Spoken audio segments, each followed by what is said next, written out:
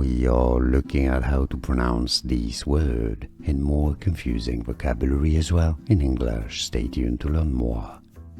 In British English in the UK, it's pronounced as 70s, 70s, the decade around 1970 or after 1970. The 70s. In the US, in American English, it's pronounced as 70s.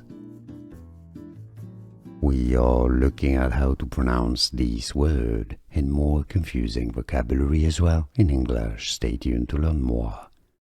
In British English in the UK, it's pronounced as 70s, 70s, the decade around 1970 or after 1970.